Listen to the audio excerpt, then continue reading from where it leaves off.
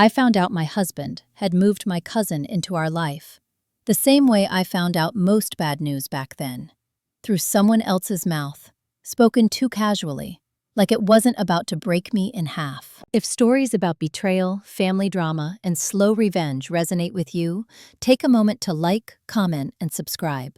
What happened next wasn't loud or dramatic at first, but it changed everything. My name is Emily Carter. I was 29 years old, working as a full-time babysitter in Columbus, Ohio, and raising my 6-year-old son almost entirely on my own, even though I was still legally married. That afternoon, I was standing in the kitchen of the Miller family's house, rinsing apple slices for their twins, when Mrs. Miller mentioned it offhand while scrolling her phone. "I saw your husband at the country club last weekend," she said. "He looked different. Very comfortable." I froze. I smiled because that's what you do when you depend on someone else's paycheck. "Oh?" "Yes, he was with a woman. Tall, designer dress. She introduced herself as family." Family. I finished drying my hands, thanked her for the day, and walked home in silence. Our apartment was small, 800 square feet, second-floor walk-up, cheap beige carpet that never quite lost the smell of old detergent.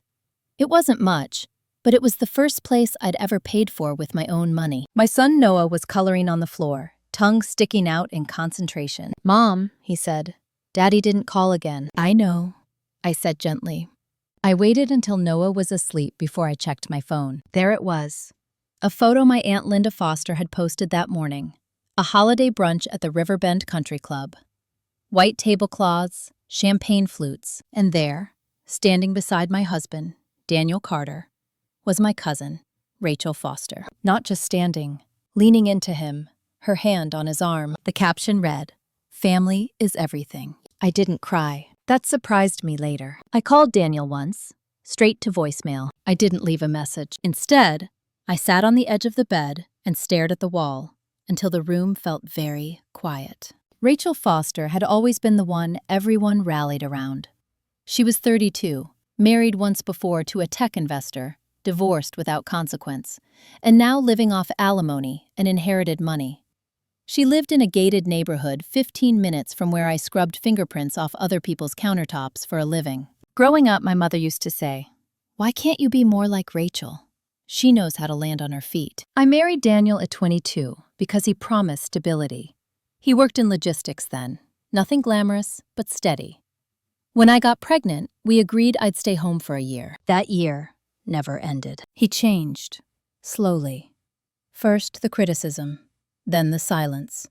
Then the money became his money. When Daniel lost his job 2 years ago, I became the one holding things together. I picked up extra babysitting shifts, took night gigs, charged by the hour, and never complained. Daniel said it was temporary. It wasn't.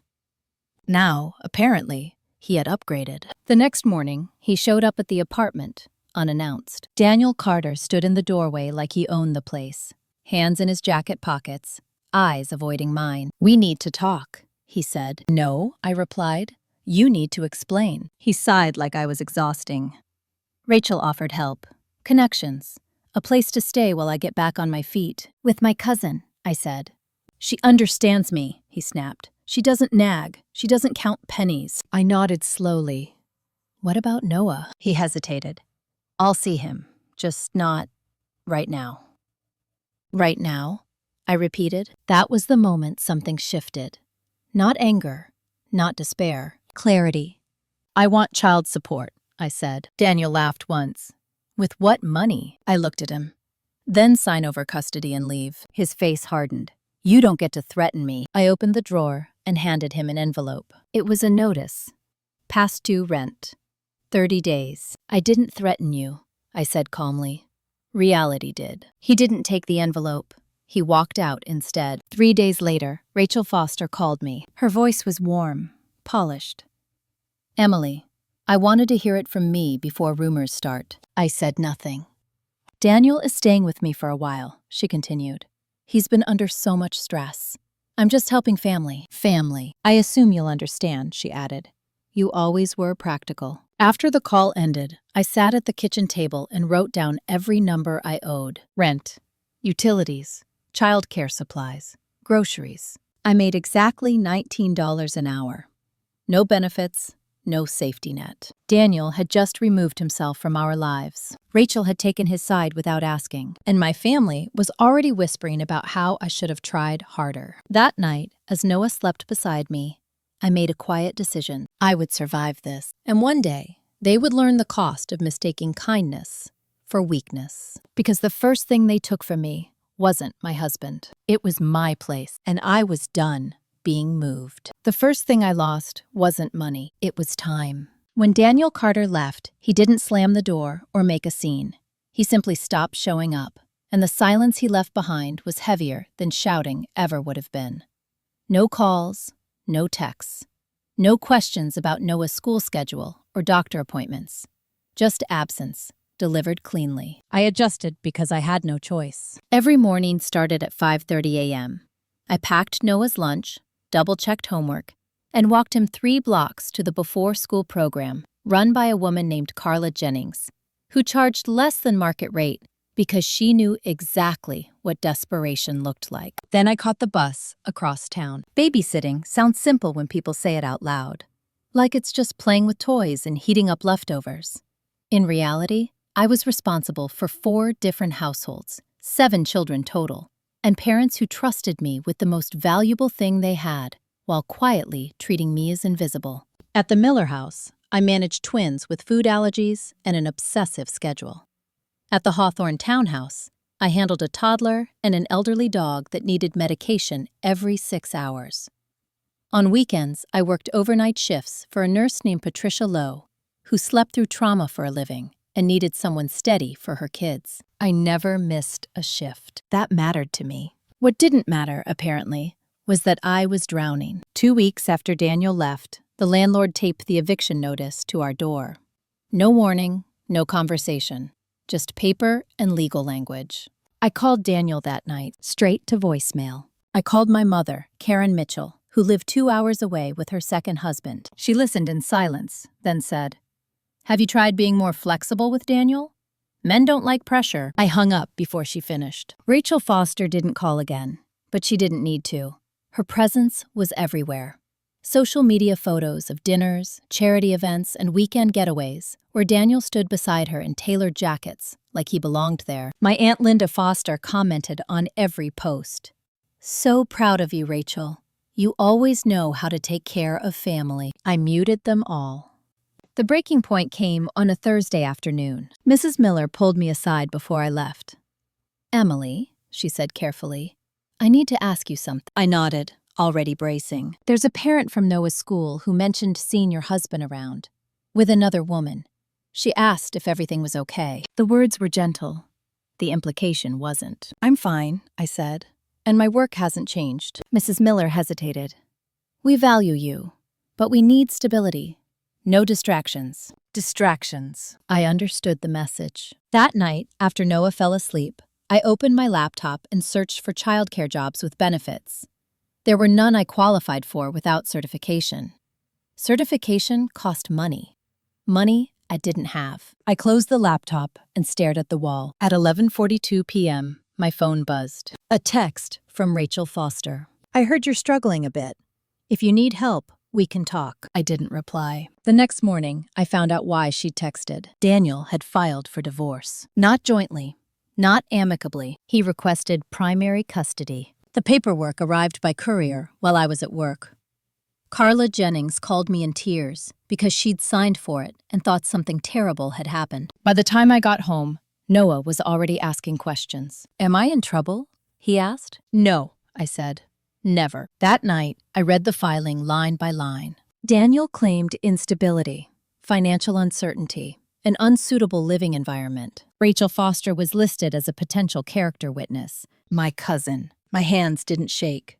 That scared me more than if they had. I called legal aid the next morning and waited on hold for 43 minutes before speaking to a tired-sounding intake coordinator named Melissa Green. "Custody cases are difficult without income documentation," she said.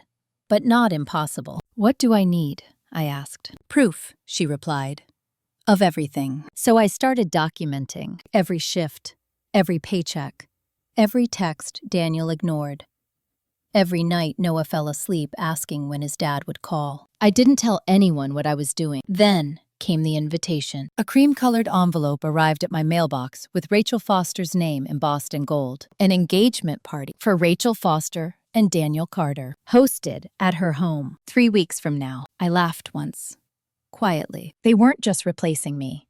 They were erasing me. That night, Noah crawled into bed beside me and whispered, "Mom, are we okay?" I wrapped my arm around him. We will be. I didn't know how yet, but I knew something else with absolute certainty. They thought I was cornered. They thought babysitting made me small. They thought survival meant submission. And they had no idea that the moment Daniel tried to take my child was the moment I stopped reacting and started planning. Because the next thing they'd lose wouldn't be a narrative. It would be control. The engagement party invitation sat on my kitchen counter for 3 days before I touched it again. I didn't throw it away. I didn't rip it up. I let it exist, the way I let everything exist now, quietly, without reacting. That was new for me. Before Daniel left, before Rachel Foster decided my life was a stepping stone, I reacted to everything. I explained myself. I softened edges. I apologized even when I wasn't wrong. Now, I watched. The first thing I did was call legal aid back and ask for the same woman. "Melissa Green," she said when she picked up. "I remember you." That mattered more than she knew. "I need to understand custody timelines in Franklin County," I said. "Specifically, what happens when the filing parent claims instability?" She didn't sugarcoat it. "Judges look at consistency. Housing, school attendance, medical care. Who's actually present?" "I'm present," I said. "I know," she replied. "Now we prove it." She gave me a checklist. It was longer than I expected. School records, pediatrician statements, witness affidavits, proof of income for the past 12 months, proof of attempts to collect child support. I thanked her and hung up. Then I made my second call. Carla Jennings answered on the first ring. "Emily? I need a favor," I said. She didn't ask what kind. "Tell me when." Over the next week, I turned my life into paperwork. Carla wrote a statement about Noah's routine, his drop-offs, his mood since Daniel left. Mrs. Miller reluctantly agreed to confirm my work schedule and reliability. Patricia Lowe signed an affidavit stating I'd worked overnight shifts without cancellation for over a year. I organized everything into a binder I bought for $3 at the discount store. That night, after Noah slept, I read Ohio custody statutes until the words blurred. I learned phrases I never wanted to know. Best interest of the child, material change in circumstances, primary caregiver presumption. I also learned something else. Rachel Foster's wealth wouldn't automatically win. Stability mattered more. And stability, for the first time, was something I could prove. The first crack in their perfect picture came sooner than I expected. It happened at Noah's school. His teacher, Mrs. Helen Crawford, asked to speak with me after dismissal. She was kind, but direct. "Daniel hasn't picked Noah up in weeks," she said, "but he listed himself as emergency contact." "I know," I replied. "That's changing." She hesitated. "There was an incident." My stomach tightened. "What kind?" "Rachel Foster came by last Friday," Mrs. Crawford said. She introduced herself as Noah's future stepmother. I felt something cold settle behind my ribs. "She asked about transferring Noah to a private school," Mrs. Crawford continued. "Without your consent." I closed my eyes for a second. Then I opened them. "Did you tell her anything?" I asked. "Only that she wasn't authorized," Mrs. Crawford said. "But she was persuasive." Persuasive. I thanked her, walked Noah home, made dinner, helped with homework, and tucked him into bed. Then I picked up my phone and called Daniel. He answered this time. "What?" he said, irritated. "Rachel went to Noah's school," I said calmly. "She tried to discuss transferring him." Silence. "That's not her place," I continued. "And it's not yours unless you plan to start showing up." He scoffed. "She was just asking questions." "She's not his mother," I said. "Neither are you," I didn't add. "You're being dramatic," Daniel replied. "Rachel just wants what's best." I smiled faintly. "Then tell her to stop interfering, or I'll document it." He hung up. I wrote the date and time down anyway. A week later, My Aunt Linda Foster showed up at my door unannounced. She stood there in a beige coat, lips pursed, eyes scanning my apartment like she was assessing damage. "Emily," she said, "we're worried about you." "I'm late for work," I replied. She stepped inside, anyway. "This situation has gotten out of hand," Linda said. "Rachel didn't mean to hurt you. Daniel is confused. You're all emotional." I picked up my bag. "I don't discuss custody with extended family." Her eyes narrowed. "You don't get to shut us out." "I do," I said. "I'm the parent," she scoffed. "Rachel can offer Noah opportunities you can't." That was the sentence, the one she didn't realize would stay with me. "I see," I said quietly. "Then this conversation is over." I opened the door. She left in a huff, muttering something about ungratefulness. That night, I went online and registered for a state-subsidized certification program for early childhood care. It would take 6 months. Classes at night, practicum on weekends. I applied for a hardship grant and was approved for 70% coverage. It wasn't glamorous.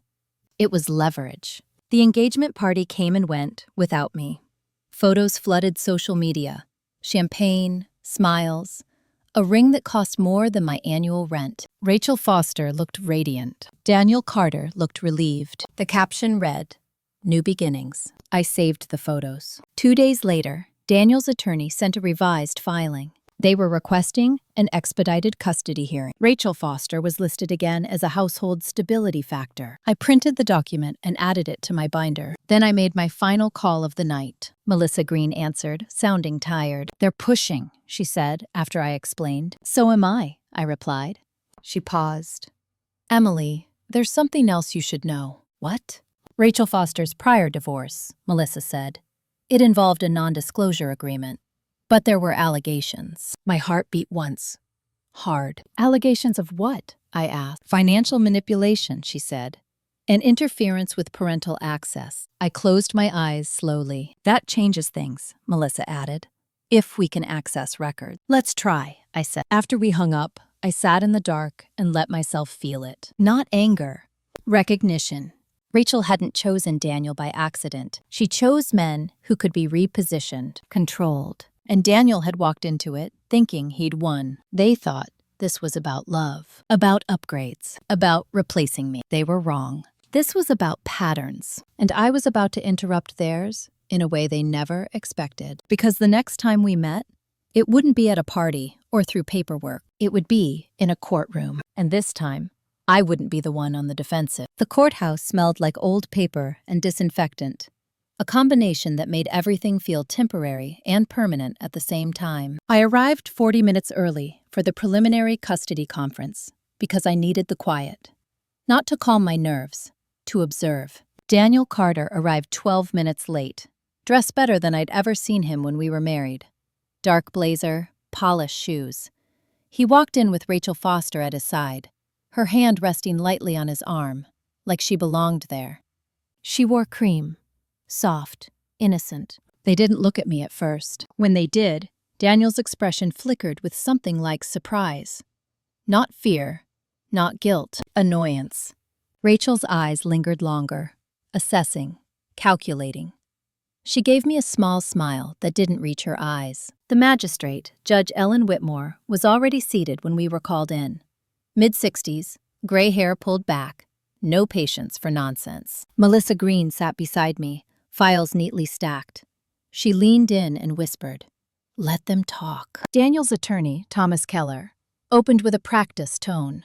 He spoke about concern, about transition, about how Daniel was building a stable household with support from extended family. Rachel Foster was mentioned by name 3 times in the first 2 minutes. Then it was my turn. Melissa didn't raise her voice. She didn't dramatize. She introduced me simply. "Emily Carter," she said. "Primary caregiver since birth. Employed consistently for 3 years. No criminal record. No missed school days. No lapses in medical care." Judge Whitmore nodded once. I watched Daniel shift in his chair. Rachel sat very still. The magistrate asked Daniel a direct question. "When was the last time you attended your son's parent-teacher conference?" Daniel blinked. "I was working." Judge Whitmore didn't look impressed. "Date?" He hesitated. I didn't smile. Then came the question I hadn't expected so early. "Miss Foster," Judge Whitmore said, turning to Rachel, "you're listed as a household support figure. Have you lived with Mr. Carter before?" Rachel smiled warmly.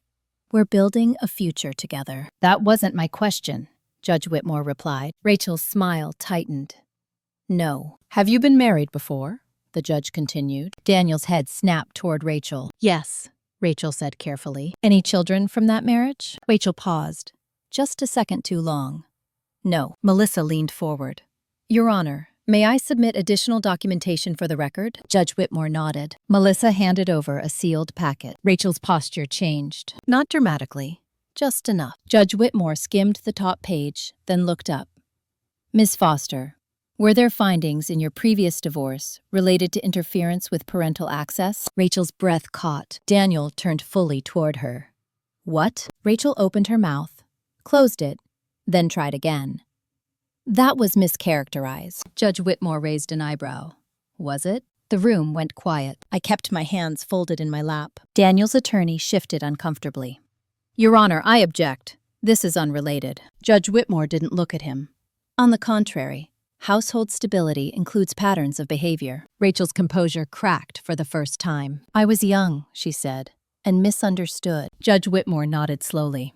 "So were many people who lost custody. That was enough for the day. No ruling, no fireworks." But when we left the courtroom, Daniel didn't follow Rachel. He followed me. "What the hell was that?" he demanded in the hallway. I stopped and turned to face him. "That," I said calmly, "was your choice catching up to you." Rachel approached then, her face pale. "You went digging," she said quietly. I met her eyes. "You came to my son's school." Her jaw tightened. "You don't understand how the world works." I almost laughed. "I do," I replied. "I just stopped letting it work against me." She looked at Daniel. "We need to leave." He didn't move. Rachel's phone buzzed. She glanced at it, then slipped it back into her purse. "Emily," she said, voice low, "you're making things harder than they need to be." "No," I said. "I'm making them accurate." We walked away.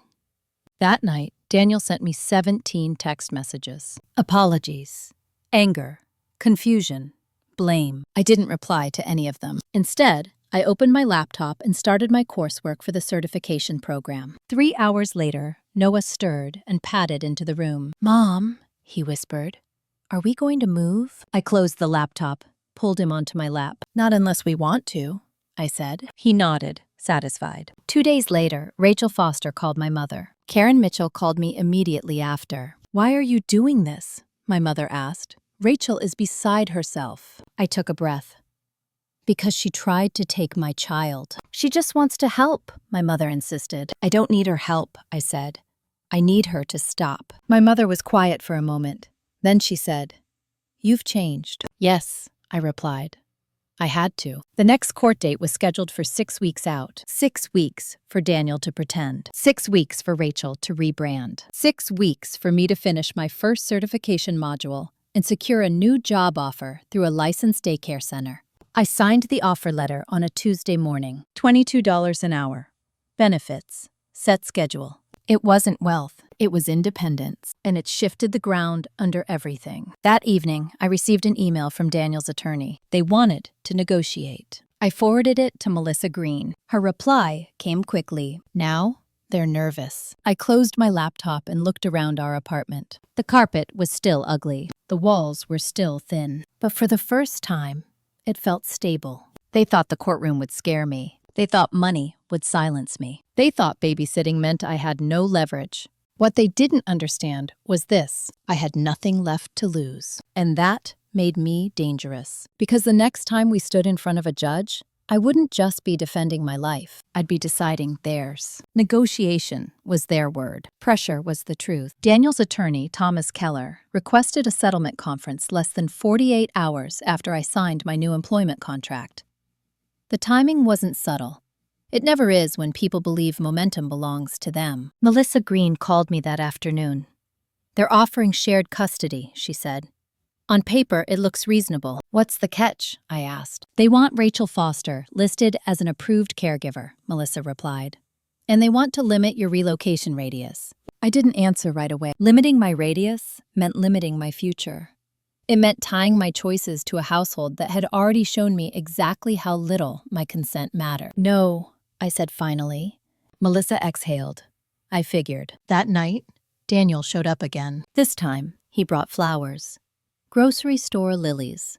The kind he used to buy after forgetting anniversaries. Noah was at Carla Jennings' place for the evening. I didn't invite Daniel in, but I didn't slam the door either. "I'm trying," he said, holding the flowers like a shield.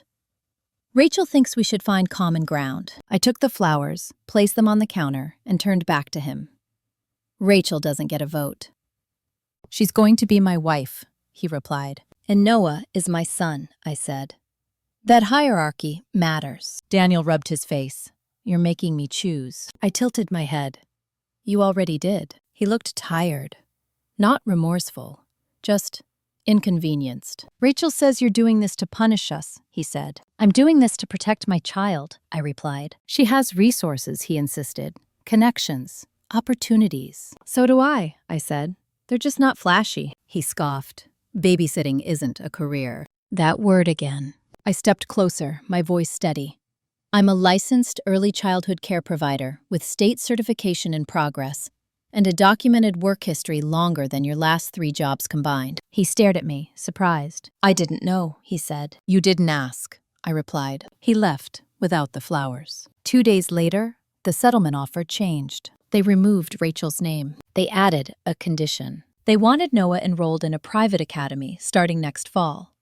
Tuition covered by Rachel's trust. I laughed when Melissa read it aloud. "They're framing it as opportunity," she said. "They're framing it as leverage," I replied. I declined. Again. That decision triggered something in Rachel. I found out through my Aunt Linda Foster, who called me in a fury. "You're humiliating Rachel," she said. "She's trying to help you." "No," I replied calmly. "She's trying to replace me." Linda gasped. "How dare you accuse her of that? How dare she go to my son's school?" I said. Silence. Then Linda snapped. "You've always been ungrateful." I hung up. That weekend, Rachel Foster hosted a fundraiser. I wasn't invited, but my name was mentioned. A friend of Carla's who volunteered at the event told me later. She said she was stepping in to support a child whose mother was struggling. I wrote the date down. I wrote the quote down. I added it to the binder. Monday morning, Melissa called with a tone I hadn't heard before. "Emily," she said, "we got something." "What?" I asked. "Rachel's ex-husband filed a motion to unseal portions of their divorce record last year," Melissa said. "It was denied, but the supporting affidavits exist." My pulse steadied. "What do they show?" "A pattern," Melissa replied. She attempted to isolate his daughter from him. School interference, medical gatekeeping, character narratives. The room felt very quiet. "That's admissible?" I asked. "With context," Melissa said. "And timing." "Let's prepare it," I replied. That evening, Daniel sent me a message I hadn't expected. "Rachel wants to talk. Just the 2 of you." I stared at the screen for a long time. Then I replied. "Public place? 1 hour." She chose the location. A cafe near downtown. Glass walls. Steady foot traffic.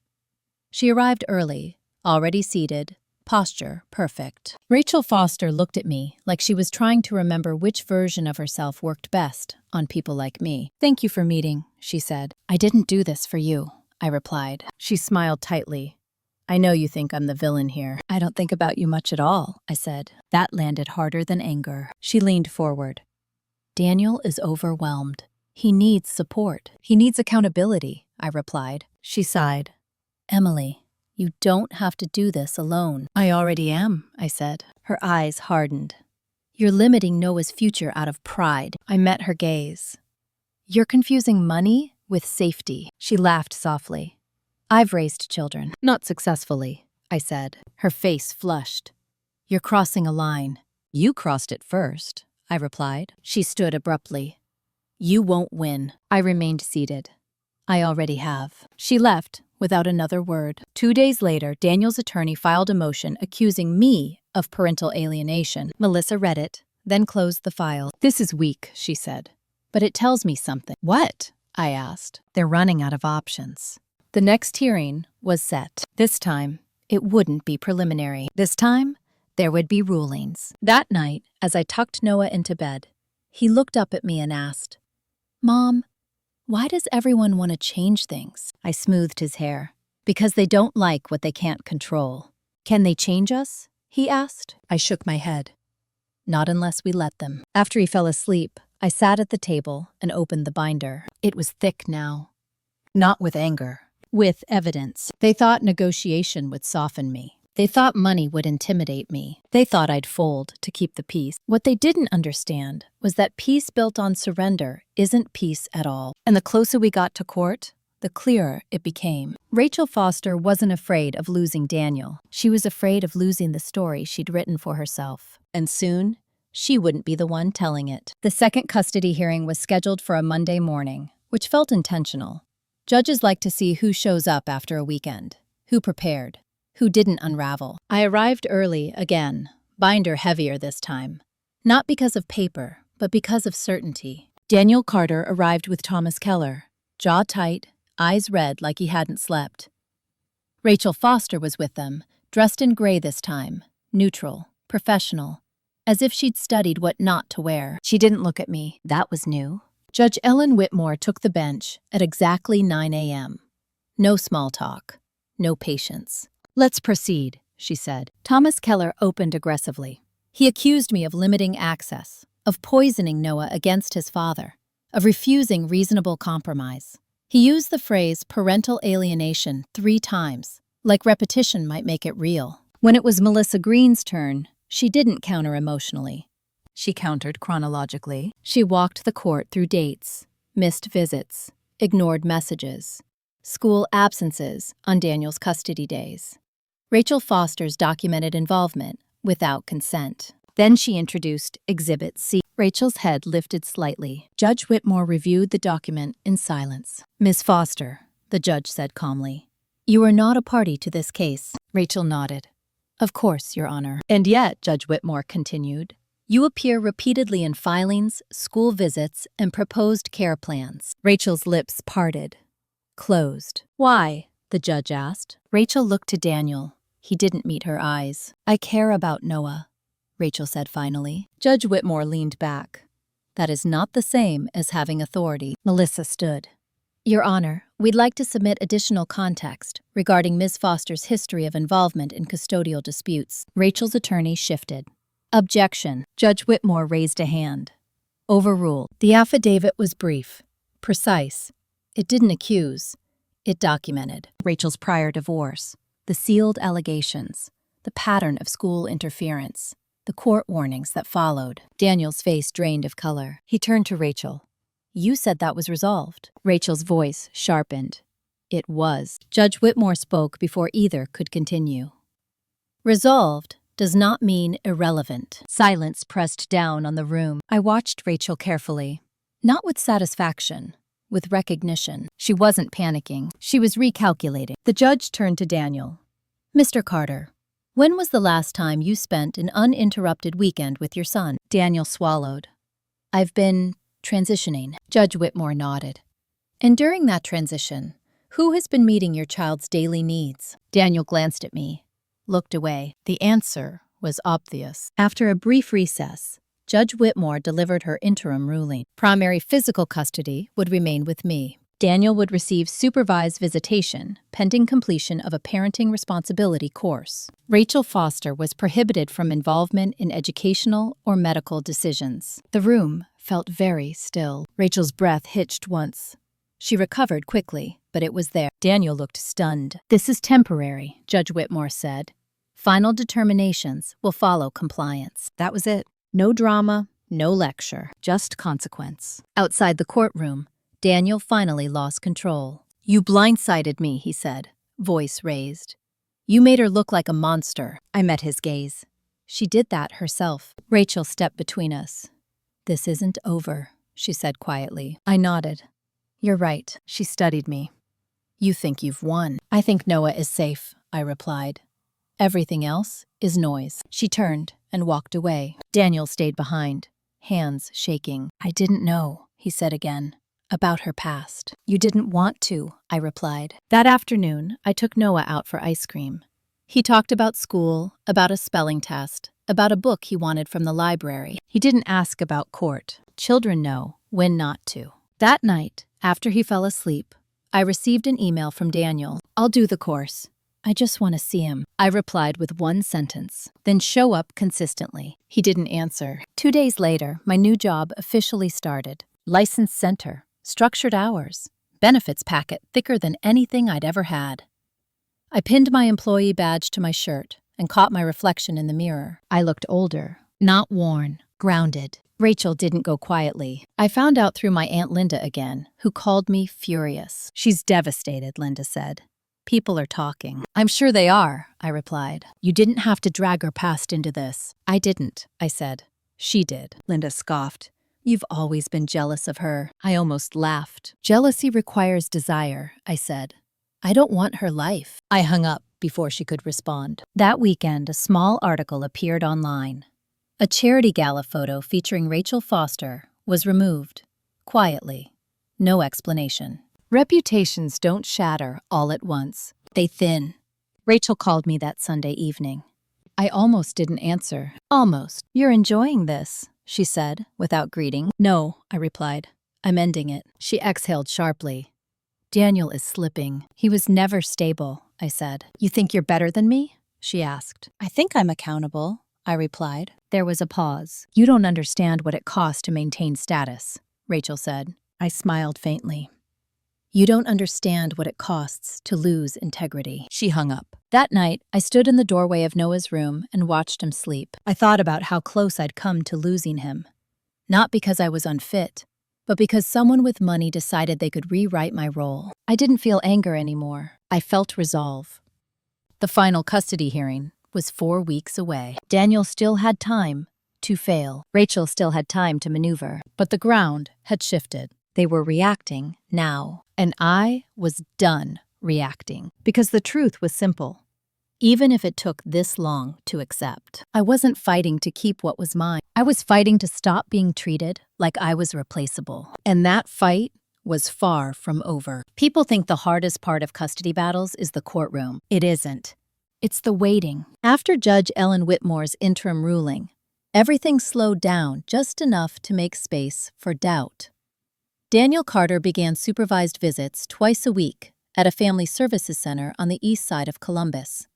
He showed up late the first time, on time the second, and canceled the third with an excuse about work. I documented all of it, not because I wanted to punish him, but because consistency was no longer optional. It was evidence. Rachel Foster disappeared from public view for a while. No new photos, no charity events, no carefully curated posts. That worried me more than if she'd stayed loud. Silence, I'd learned, meant strategy. I stayed focused on my routine. Mornings with Noah, work at the childcare center, night classes for my certification. I passed my first state assessment with a 92% score and printed the result, adding it to the binder without ceremony. Progress didn't need applause. The first crack in Rachel's new strategy came from an unexpected place, her mother. My Aunt Linda Foster showed up at the childcare center one afternoon, standing awkwardly by the front desk while parents signed children out.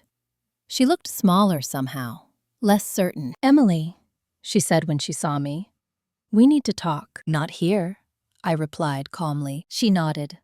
"Coffee?" I agreed, mostly out of curiosity. At the cafe, Linda wrapped both hands around her mug like she needed the warmth. "Rachel isn't handling this well," she said. "I'm sure," I replied. "She feels attacked," Linda continued. "Humiliated." I met her eyes. She inserted herself into a custody case that didn't belong to her. Linda winced. She thought she was helping. "She thought she was entitled," I corrected. Linda sighed. "Daniel is pulling away from her." That was new. "How so?" I asked. "He's stressed," Linda said. "The supervised visits, the parenting course, the scrutiny. He's not the man she thought she was getting." I nodded slowly. Neither was I. Linda leaned in. "Rachel thinks you planned this, that you set her up." I smiled faintly. "No," I responded. Linda hesitated. "She's considering filing a complaint." I raised an eyebrow. "About what?" "She says you're harassing her reputation." I let that sit for a moment. "Linda," I said quietly, "if Rachel files anything frivolous, it will be public record." Linda's face paled. "I thought you should know," she said quickly, before things get uglier. Things got ugly when she tried to take my child, I replied. Linda left soon after, shaken. That evening, Daniel called. His voice sounded thinner than usual. Rachel and I are fighting, he said. I'm not your therapist, I replied. I know, he said. I didn't expect this. Expect what? I asked. That she'd turn on me, he admitted. I almost laughed. She didn't turn on you, I said. She revealed herself. He was quiet for a moment. She thinks you're manipulating everything. That's rich, I replied. He sighed. I don't know what to do. I closed my eyes briefly. Start by focusing on Noah. Not her, not me, him. He didn't answer. 2 days later, Rachel Foster made her next move. She filed a complaint with Child Protective Services. Anonymous, of course. The caseworker, a woman named Denise Walker, arrived at my apartment on a Thursday morning. Calm, professional, apologetic. I need to ask a few questions, Denise said. Of course, I replied. She looked around the apartment, took notes, checked the fridge, asked about routines, school, medical care. Noah answered her questions confidently. He showed her his room, his books, his homework folder. Denise smiled at him. You seem very loved. I am, he said. After Noah went back to his room, Denise lowered her voice. This report doesn't align with what I'm seeing. I figured, I said. She nodded. I also saw your documentation. You're very thorough. I didn't apologize. She closed her folder. I'll close this as unfounded. Thank you, I said. Before she left, Denise paused. If this continues, it can backfire on the reporting party. I understand, I replied. I documented that too. Rachel called me that night. Her voice was tight, controlled. That was unnecessary. So was the report, I replied. You're escalating, she said. No, I replied calmly. You are. She inhaled sharply. Daniel is reconsidering things. I almost felt sorry for her. Rachel, I said quietly, you don't want him. You want the role. Silence. You wanted to be the solution, I continued, but you can't fix a man who doesn't show up. Her voice hardened. You think you've won because you're poor and persistent. I smiled faintly. I've won because I'm present. She hung up. The next supervised visit, Daniel didn't show. The center logged it. I added it to the binder. 2 weeks before the final hearing, Daniel enrolled in the parenting course. He attended 1 session, missed the next. Rachel stopped attending events altogether. Whispers started circulating. Nothing loud, just enough. My certification practicum began that weekend. I worked 12-hour days, exhausted but steady. On Sunday night, Noah asked, "Is Daddy mad at you?" I shook my head. Daddy is confused. About what? He asked. About what matters, I replied. He nodded, satisfied. That night, as I reviewed my notes, Melissa Green emailed me. They've requested a continuance. I read it twice. Why? I typed back. Her reply came quickly. Daniel is changing counsel. Rachel is no longer advising him. I leaned back in my chair. The pattern was collapsing. Not because I attacked it, because it couldn't sustain itself without my silence. The final hearing was still scheduled. Rachel had lost her leverage. Daniel was running out of excuses. And for the first time since this began, I felt something unfamiliar. Not fear, not anger, momentum. They thought pressure would break me. Instead, it clarified everything. And when we walked into that courtroom again, it wouldn't be as equals pretending compromise. It would be as a mother who stayed, a father who drifted, and a woman who finally learned that not every story has room for her. The end was close. And this time, there would be no ambiguity about who belonged where. The continuance bought them time. Time is only useful if you know how to spend it. Daniel Carter didn't. The week after he changed attorneys, his supervised visits were officially reduced. Too many no-shows. Too many late cancellations. The center logged everything in neutral language that carried more weight than anger ever could. Rachel Foster, meanwhile, resurfaced carefully. Not online, not socially, legally. Melissa Green called me on a Wednesday afternoon while I was finishing paperwork at the childcare center. She's hired counsel, Melissa said. Not to intervene, to protect herself. That's new, I replied. Yes, Melissa said, and it tells me she knows what's coming. I didn't ask what. I already knew.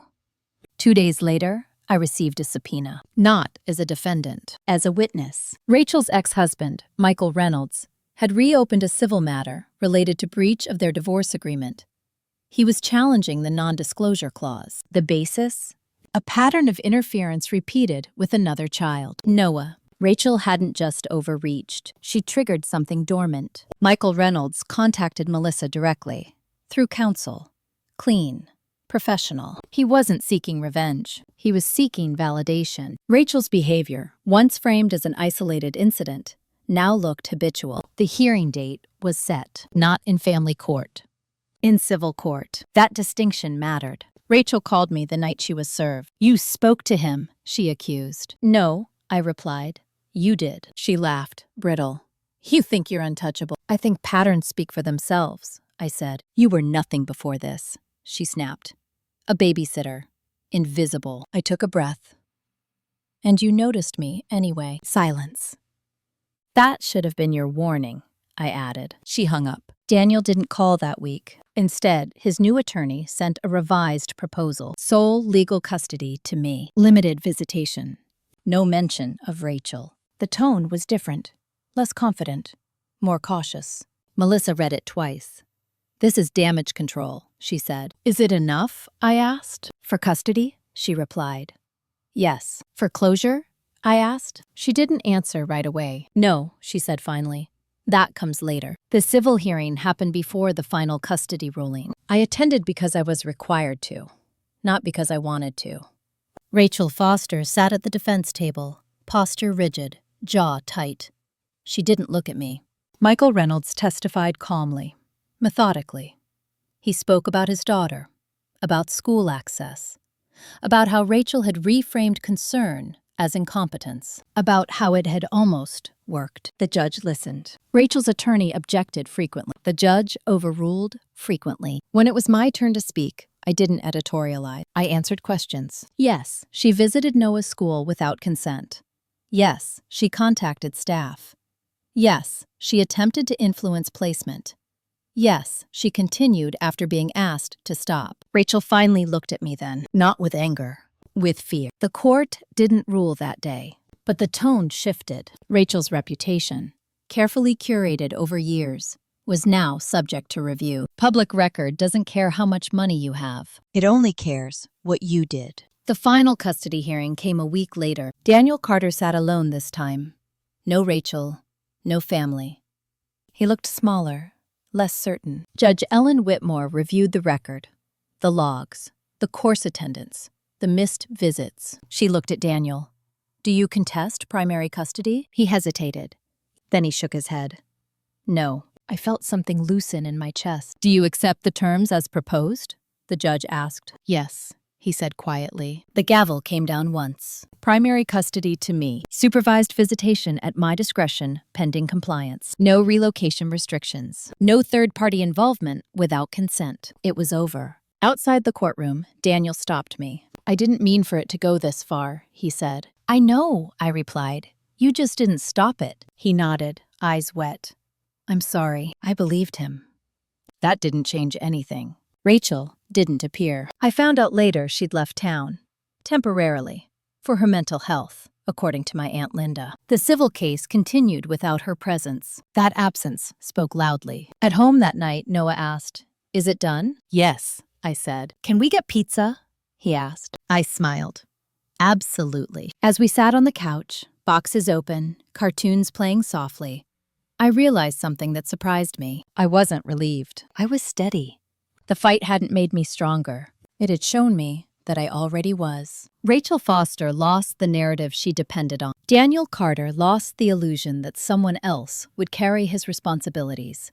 And I lost something too. The instinct to explain myself to people who never intended to understand. There was still fallout ahead. Reputations don't disappear quietly. But my life, finally, belonged to me. And for the first time since all this began, I slept without rehearsing tomorrow. Because whatever came next, I wouldn't be reacting. I'd already chosen my ground, and no one was taking it from me again. Life didn't snap back into place after the ruling. It settled.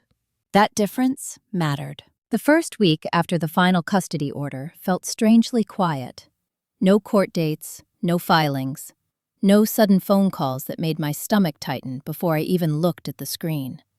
The silence wasn't relief, it was adjustment. Noah adapted faster than I did. He woke up on Monday, ate his cereal, and asked if he could invite a friend over after school.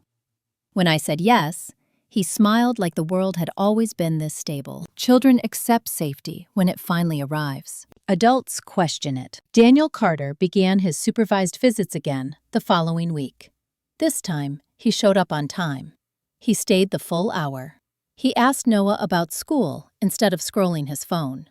The supervisor noted improvement. I noted consistency, or the lack of it. Rachel Foster remained absent. At first, I heard she'd gone to Florida, then Arizona. The story changed depending on who told it. My Aunt Linda said Rachel needed space.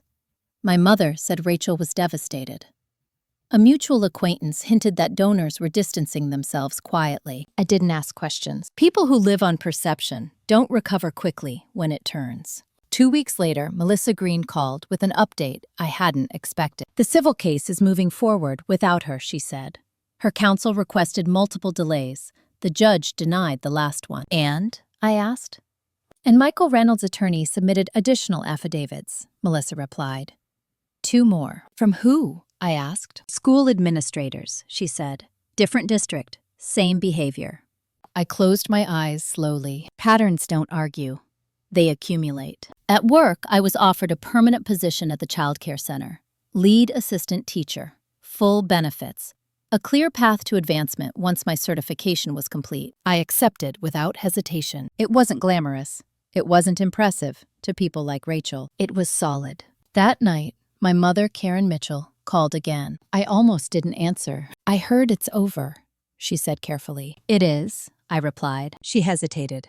Rachel is having a hard time. I said nothing.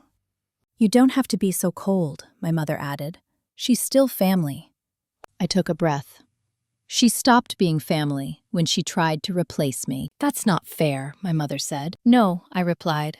It's accurate. My mother was quiet for a long moment. You've changed, she said again. Yes, I replied.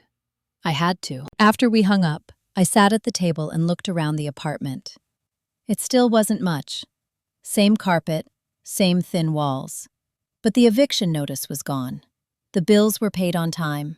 There was food in the fridge. Stability doesn't announce itself. It just shows up every day. The first public consequence for Rachel arrived quietly. Her name disappeared from a charity board's website. No statement, no explanation.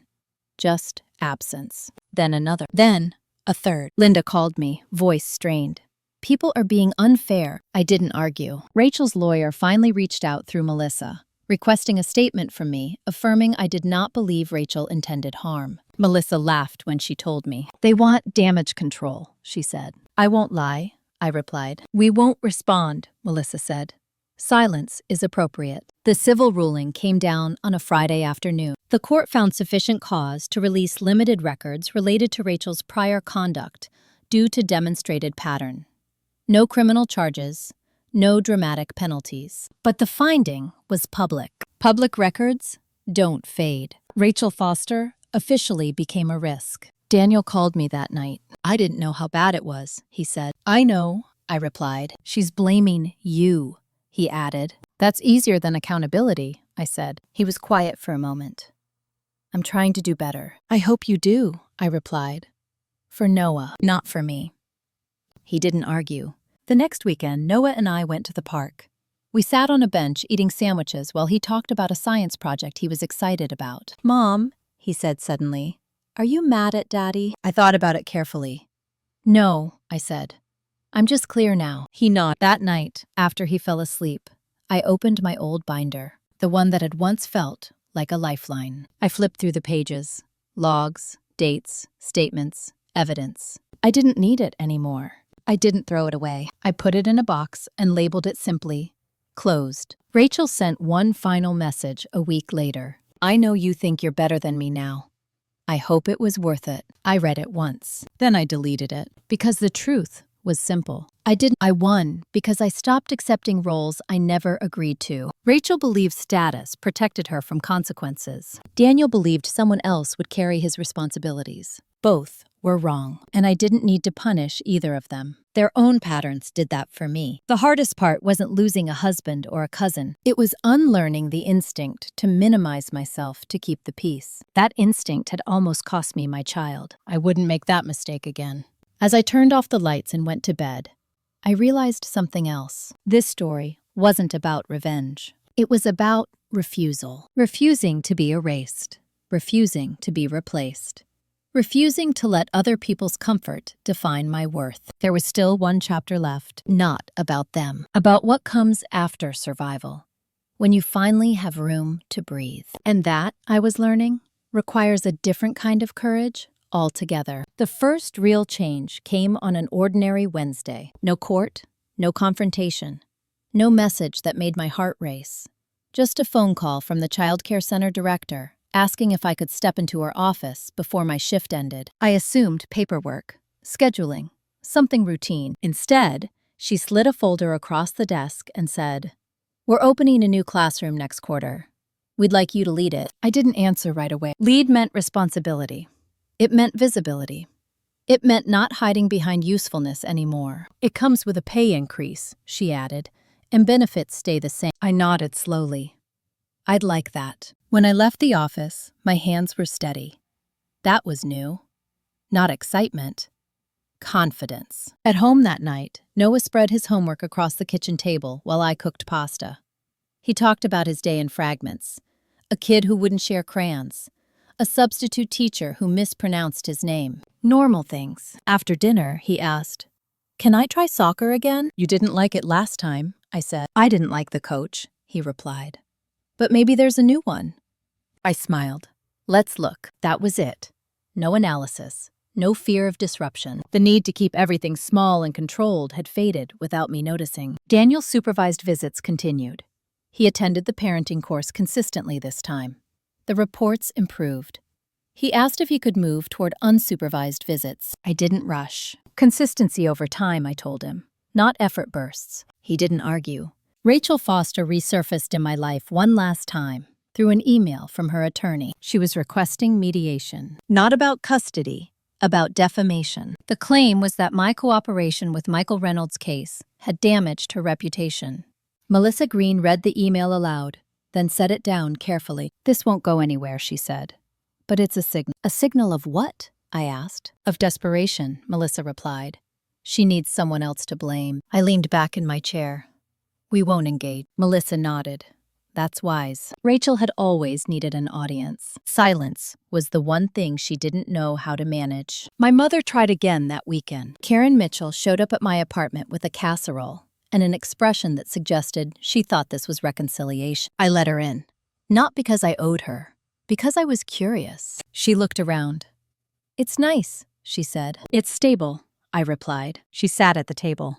"Rachel isn't doing well." "I know," I said. "She feels betrayed," my mother continued. "She thought you'd protect her." I met her gaze. "From consequences?" My mother sighed.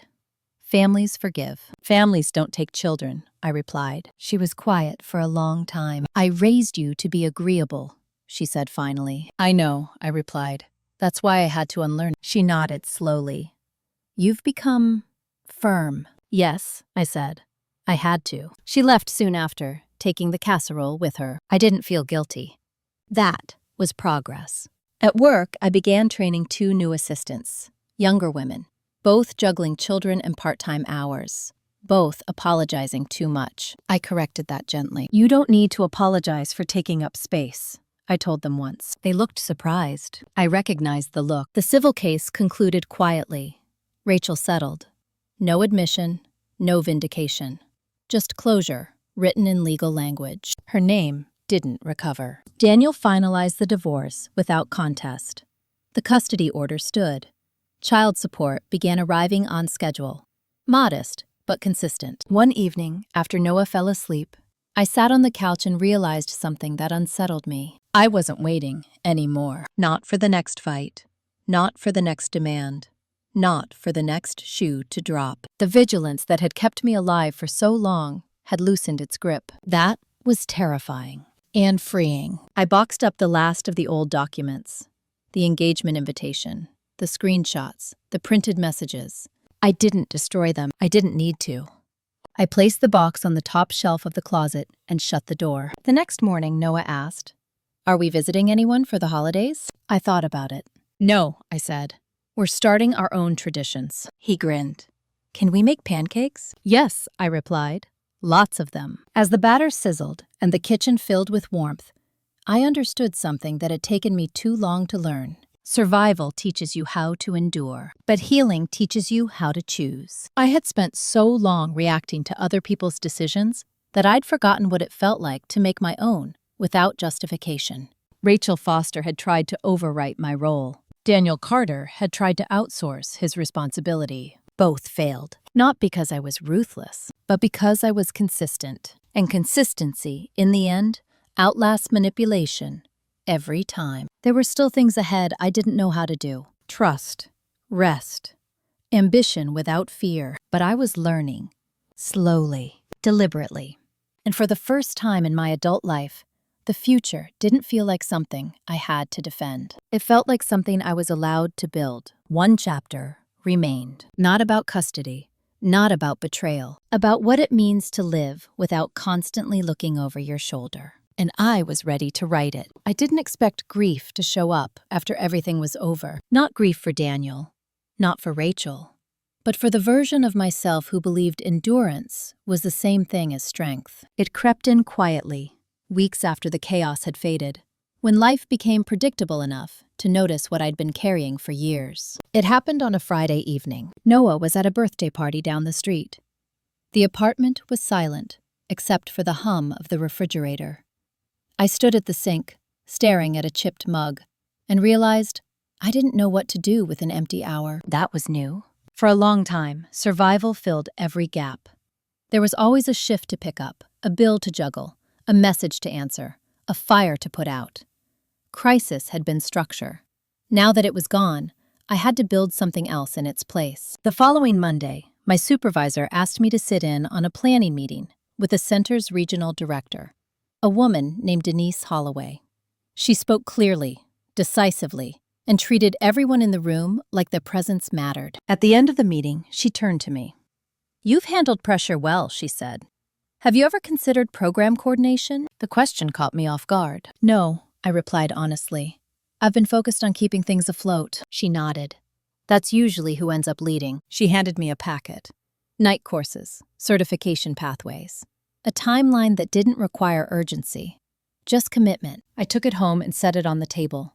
I didn't open it right away. Daniel's progress slowed again. He missed 2 parenting course sessions and blamed work. The supervisor noted regression. He asked if I could be flexible with visits. I said no. Not angrily, not defensively, just no. The word felt different now. Cleaner, final. Rachel Foster's name surfaced once more through a mutual acquaintance who thought I'd want to know. "She's selling the house," the woman said quietly. "The big one." I nodded. "I hope she finds what she's looking for." I meant it, in a detached way. Rachel had built her life on access and admiration. Losing both at once had left her unmoored. That wasn't my responsibility to fix. My mother called less frequently. When she did, she didn't argue anymore. She asked neutral questions. About Noah, about work, about the weather. It wasn't reconciliation. It was distance with manners. I accepted it. One evening, Noah came home from school with a paper crown and glitter on his cheeks. "We talked about families today," he said. "Oh?" I replied, bracing without meaning to. He nodded. "Some kids have 2 houses. Some have 1. Some live with grandparents." "What did you say?" I asked. "That I live with my mom," he said. "And she always shows up." I turned away under the excuse of checking the oven. That night, after he fell asleep, I opened the packet Denise had given me. Program coordination meant oversight, curriculum planning, staff training, budget input. It meant stepping into rooms I'd once avoided because I didn't think I belonged there. I filled out the interest form, not because I needed to prove anything, because I wanted more. The following week, I attended my first evening class. I sat in the back at first, listening. The instructor spoke about systems, not individuals, about how stability is built, not assumed. I took notes. Daniel sent a message that night. I don't think Rachel and I are moving forward. I stared at the screen. I typed, deleted, typed again. Then I sent a single sentence. Focus on being a father. He didn't respond. And for the first time, I didn't wonder if he would. The past no longer felt unfinished. That was the real shift. Not forgiveness, not closure, release. I walked home after class under streetlights that felt softer than they used to. The city hadn't changed. I had. I used to think revenge meant watching the people who hurt you fall. Now I understood. It was watching them fade into irrelevance while your life expanded beyond their reach. Rachel Foster no longer defined herself against me. Daniel Carter no longer defined himself at all. And I no longer needed either of them to validate what I already knew. That I was capable. That I was enough. That survival had been the beginning, not the end. There was still one chapter left. Not about conflict. About choice. About what I would do with a life no longer shaped by reaction. And this time, I wouldn't rush through it. I intended to stay. The moment I knew it was over came without witnesses. No courtroom. No argument. No final message. It happened on a Sunday morning while Noah was still asleep. Sunlight cutting through the blinds and thin lines across the kitchen floor. I was making coffee, moving slowly, not because I was tired, but because I didn't need to rush anymore. That realization stopped me mid-step. For years, my body had lived ahead of my mind, always braced, always anticipating the next loss, the next demand, the next moment where I would have to prove I deserved space. Now, there was nothing chasing me. That was the strange part. Freedom doesn't feel triumphant at first. It feels quiet, almost suspicious. I sat at the table with my coffee and thought about everything that had happened. Not in detail, not emotionally, just as facts. Daniel Carter had left because he wanted ease, not partnership. Rachel Foster had stepped in because she mistook access for worth. My family had stayed silent because silence was cheaper than confrontation. None of that required my forgiveness to be true. What it required was my absence. I stopped being available to carry other people's comfort, and their stories collapsed under their own weight. Noah padded into the kitchen in his socks, hair sticking up. "Can we go to the library today?" he asked. Yes, I said immediately. No hesitation, no calculation. At the library, he disappeared into the children's section, while I wandered the aisles without a goal. That was new, too.